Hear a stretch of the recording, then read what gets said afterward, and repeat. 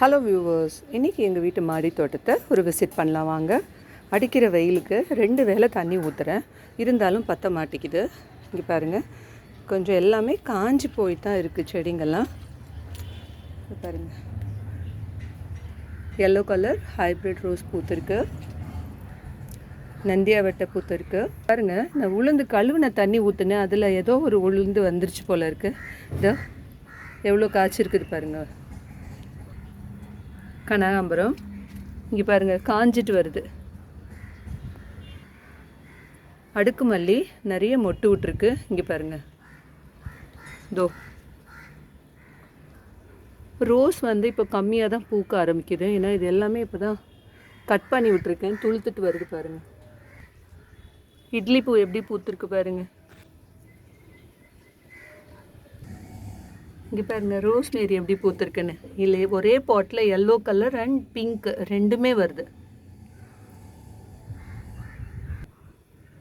புதினா பாருங்கள், இது நாட்டு புதினா, இதுக்கு மேலே வளராது. செம்பருத்தி எவ்வளோ பூத்துருக்கு பாருங்கள், ரெட் கலர் செம்பருத்தி.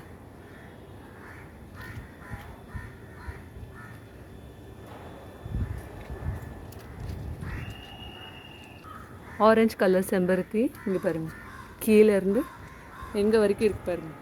இல்லை எவ்வளோ ஹைட்டாக வளர்ந்து நிற்கிதுன்னு. இங்கே ஒன்று இருக்குது.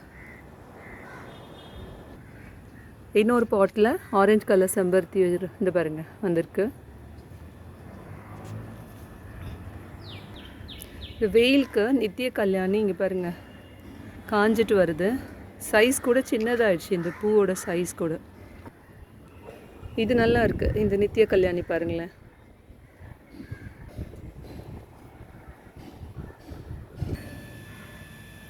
இன்றைக்கி எங்கள் வீட்டு மாடி தோட்டத்தில் கிடைச்ச பன்னீர் ரோஸ். இங்கே பாருங்கள், பன்னீர் ரோஸ்.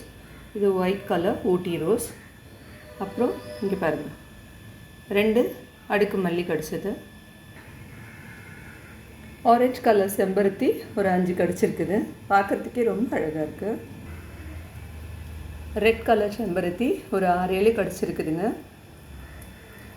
ஆனால் இதோட சைஸ் சின்னதாகிடுச்சு, முதல்ல நல்லா பெருசாக பூத்துட்டு இருந்தது. இந்த வீடியோ உங்களுக்கு பிடிச்சிருந்ததுன்னா லைக் பண்ணுங்கள், கமெண்ட் பண்ணுங்கள், மறக்காமல் சப்ஸ்கிரைப் பண்ணுங்கள். நெக்ஸ்ட் வீடியோவில் பார்க்கலாம். தேங்க்யூ.